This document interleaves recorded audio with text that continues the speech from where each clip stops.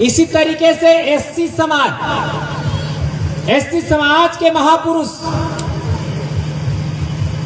आपका बाबा साहब अंबेडकर, उन्होंने स्वयं ने कहा है कि मुझे मेरे पढ़े लिखे लोगों ने धोखा दिया। उन्होंने स्वयं ने कहा है और आज देश आजाद होने के इतने साल बाद भी सिद्ध हो रहा है कि ओबीसी समाज भी बाबा साहब के नक्शे कदम पर नहीं चल रहा है। और आदिवासियों की बात करें, आदिवासी शांति काल में कभी एक नहीं हो सकते, संकट काल में आदिवासी एक जरूर होते हैं। तो अब इस धरती से सदा के लिए आदिवासियों को समाप्त होने का अवसर आ गया है। क्या हम अभी भी टिकट खेलेंगे? ये सोचने वाली बात है। यह हालात जो आज आपके पास में है वो कल हमारे भी थे।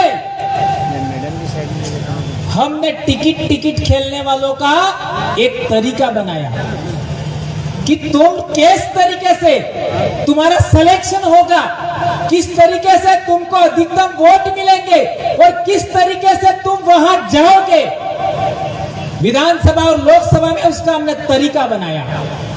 और वहां जाने के बाद भी तुम्हारी नाक में हम नकेल कैसे रखेंगे, इसका भी हमने तरीका बनाया। और मेरे पूर्वज भी धार जिले से गए हैं,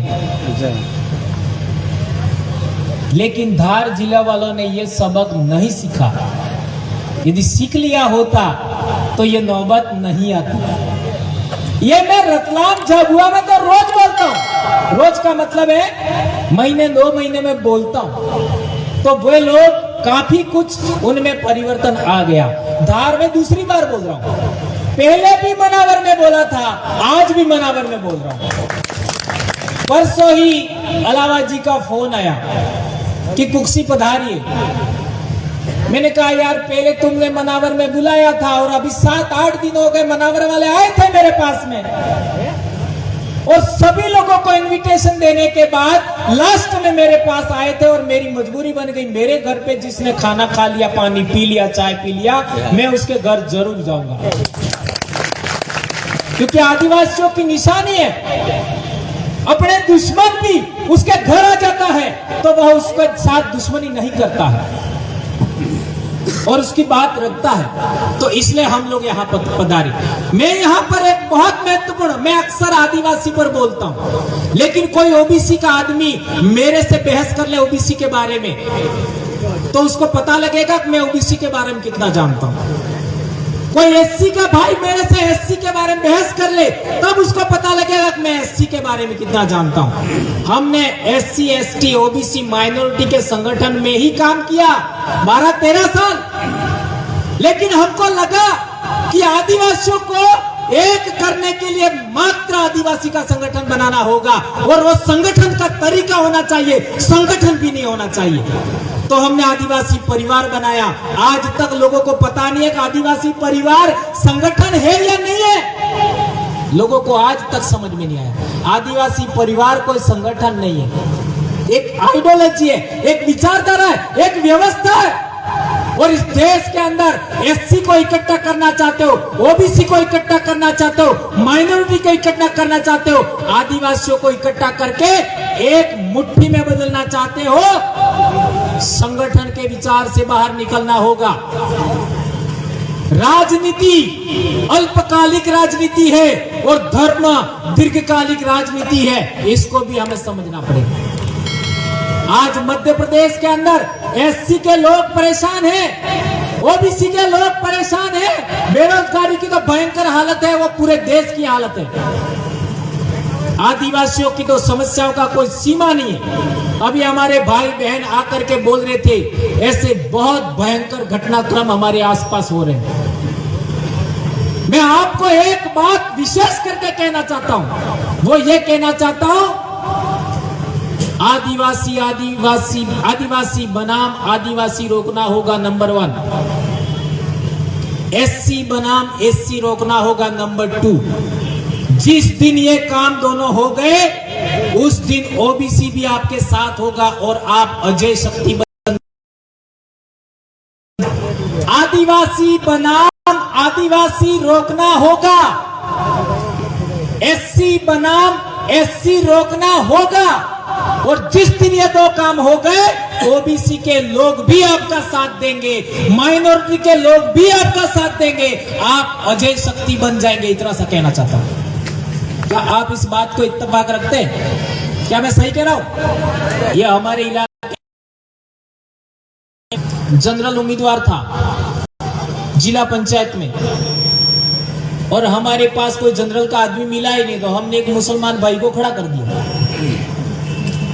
मुसलमान भाई को खड़ा कर दिया हमारे जो व्यवस्था उसके अनुसार।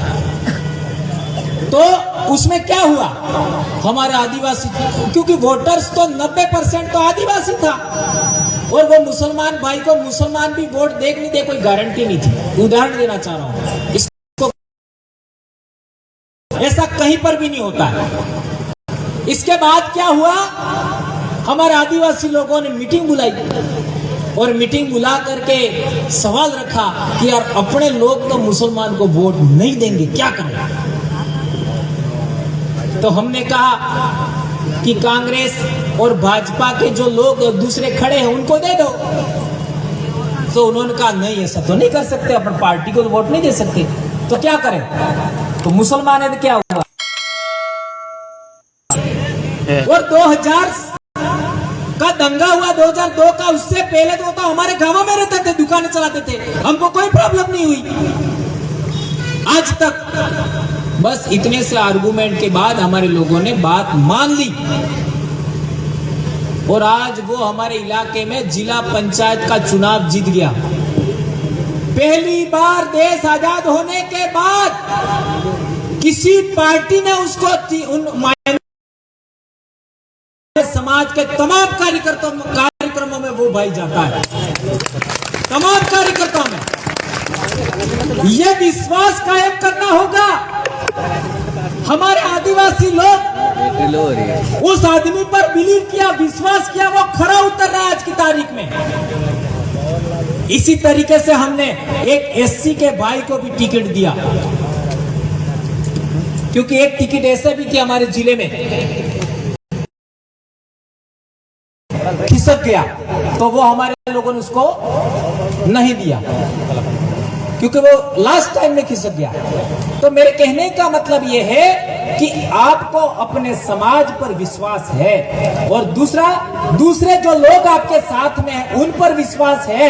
यदि विश्वास कायम करने में कामयाब हो जाते हैं तो हमारा जीतना संभव है। मैं किसी पार्टी की बात नहीं कर रहा, मैं राजनीति की बात नहीं करता। देश पर तमाम प्रकार की समस्याओं का कारण बन गई है। आज सुप्रीम कोर्ट देख लीजिए, सुप्रीम कोर्ट के जजमेंट देख लीजिए, इन जजमेंटों का लागू नहीं होने का कारण भी राजनीति है। देश में बेरोजगारी का कारण भी राजनीति है, जल जंगल जमीन छीनने का कारण भी राजनीति है, अत्याचार दमन शोषण नहीं रुकने का कारण भी राजनीति है। इस राजनीति करना ही होगा, और वो तब तक नहीं होगा जब तक आप पूना पैक्ट को नहीं समझेंगे, पूना पैक्ट को नहीं समझेंगे। और ये समझाने के लिए मेरे पास समय नहीं है, शॉर्ट ट्रिक समझाता हूं। शॉर्ट ट्रिक ये है कि हमारी रिजर्व जो